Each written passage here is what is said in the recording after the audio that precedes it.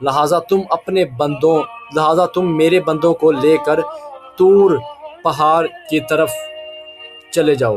اس کے بعد یاجوج اور ماجوج کو آزاد کر دیا جائے گا۔ یاجوج ماجوج زمین میں کیا کریں گے؟ رسول اللہ صلی اللہ علیہ وآلہ وسلم نے فرمایا کہ وہ ہر طرف سے نکلیں گے۔ قرآن کریم میں بھی اس کا ذکر ملتا ہے سورۃ الانبیاء میں کہ یہاں تک کہ جب یاجوج اور ماجوج کھول دیے جائیں گے تو وہ ہر بلند جگہ سے دوڑتے ہوئے آئیں گے۔ حدیث میں آتا ہے کہ ان کی تعداد بہت زیادہ ہے، وہ راستے میں آنے والی ہر چیز کو تباہ کرتے جائیں گے۔ صحیح مسلم کی روایت کے مطابق وہ ایک جھیل کے پاس سے گزریں گے، پہلا گروہ اس کا پانی پیے گا اور جب آخری گروہ وہاں پہنچے گا تو کہے گا یہاں تو کبھی پانی ہوا کرتا تھا۔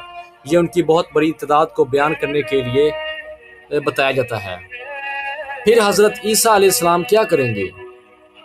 حضرت عیسیٰ علیہ السلام اور مومن لوگ طور پہاڑ پر پناہ لیں گے۔ حالات اتنے سخت ہو جائیں گے کہ کھانے پینے کی شدید کمی ہو جائے گی۔ رسول اللہ صلی اللہ علیہ وآلہ وسلم نے فرمایا کہ اس وقت ایک بیل کا سر بھی لوگوں کے لیے بہت قیمتی ہو جائے گا۔ آخر کار حضرت عیسیٰ علیہ السلام اور مومن اللہ تعالیٰ سے دعا کریں گے۔ یاجوج ماجوج کا خاتمہ کیسے ہوگا؟ یہ ایک بہت اہم بات ہے۔ یاجوج ماجوج کو انسان